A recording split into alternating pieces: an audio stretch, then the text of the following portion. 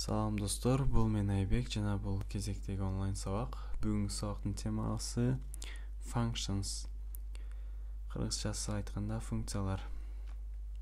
Бүгүнкү күнү биз сиздер менен C++ тилинде өзүбүзгө керектүү болгон функцияларды кантип жазсак болот жана окшош нерселерди үйрөнөбүз. Кантип жазсак болот жана кантип колдонобуз. Мисалга бир жөнөкөй суроону иштейли. Сурообуз кандай болсун? Мындай болсун дейли. Бизге бир n деген сан берилсе, анын цифраларын суммасын чыгарып бере турган функция жазайлы. Мисалы үчүн 123 деген сан болсо, бизге функциябыз 6 деп кайтарыш керек. Аны кантип жазабыз? Мисалы integer n дейбиз, бизге inpuттан берилсин дейли.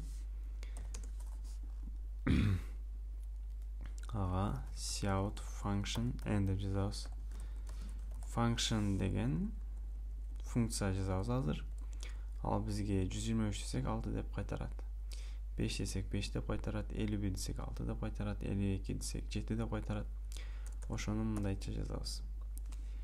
Функция бир-эки бөлүктөрдөн турат, бир нече. Мисал integer function деп жазабыз.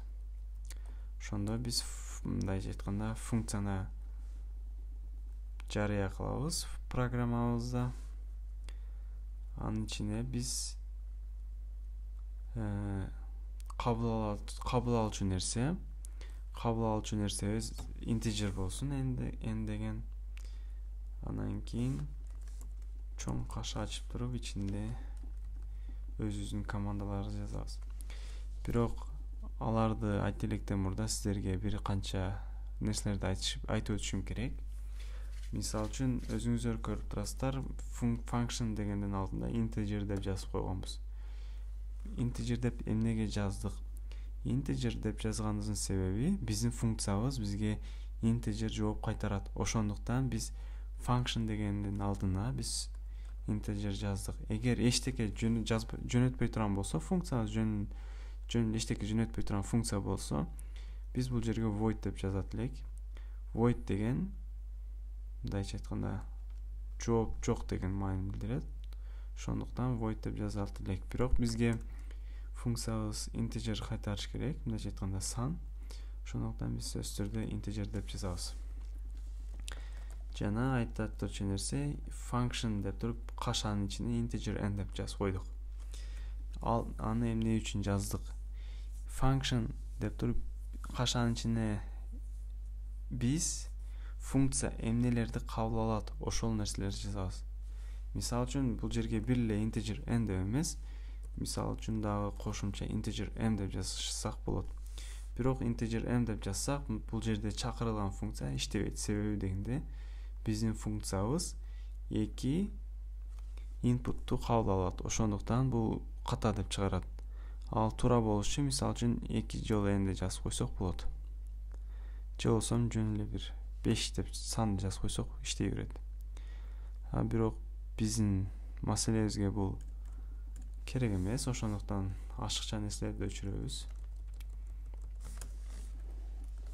Мисалы мындай integer res дейбиз, result деп толук эле жазып кое берейин. Result is equal to 0 деп, result барабар 0-гө.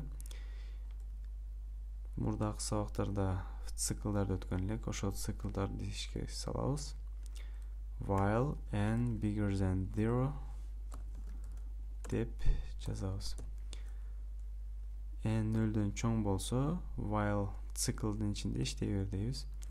Result plus n mod 10 дейбиз жана n-ди 10го бөлүп коебуз.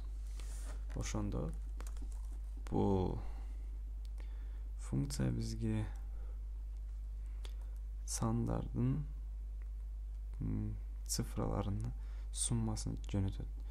Анын үчүн биз функциянын жообун кайтарыш үчүн биз return деген мындайча айтканда операторду колдонушубуз керек болот.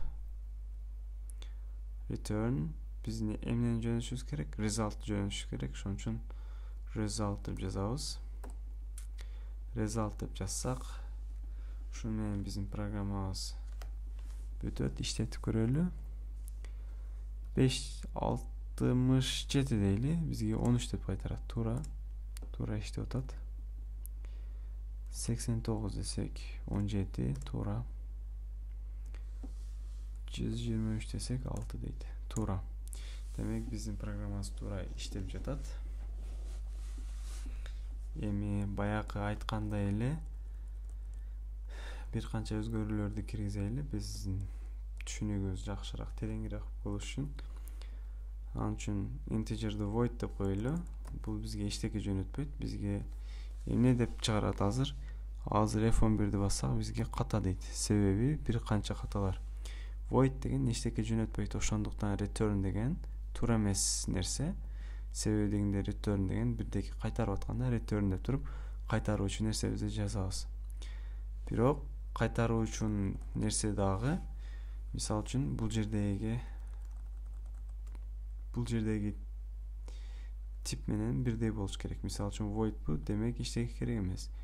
Бул жер integer болсо, result дагы integer болуш керек. Мисал, бул жерде integer. Ошондуктан бул жерге int болот. Же болсо void коюп туруп, мынаны өчүрүп коелу. Функциябыз туура болот, бирок программабыз ката болот. Себеби эмнеге? Биз жок нерсени outputка чыгарабыз дегенибиз үчүн бул туура эмес болот. Ошондуктан программа туура эмес болду. А бирок function n деп койсок, программабызда, функциябызда туура болуп иштей берет. Бирок бизге эчтеке кайтарбайт. Ошол.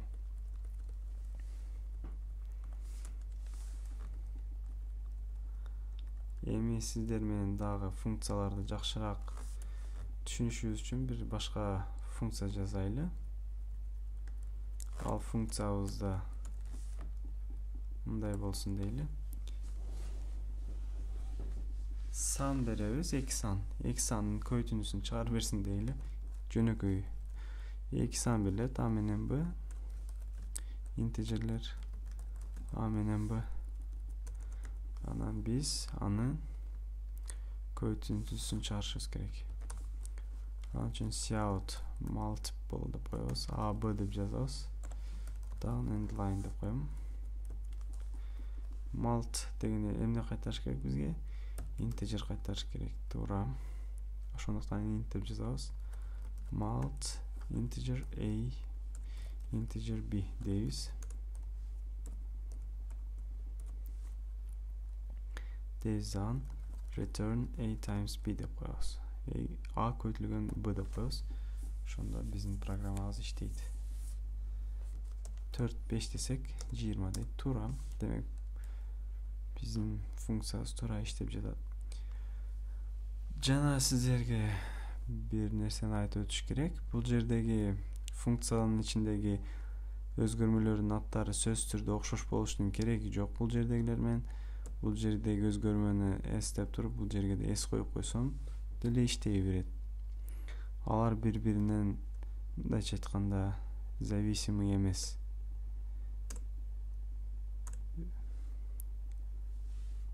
Ошондуктан аттарыны, өзгөрмөлөрдүн аттарын ар кандай кылып иштетсеңиздер болот. Ошол. Ушу менен бүгүнкү сабагыбыз аяктады. Сиздер менен кийинки сабакта көрүшкөнчө пока.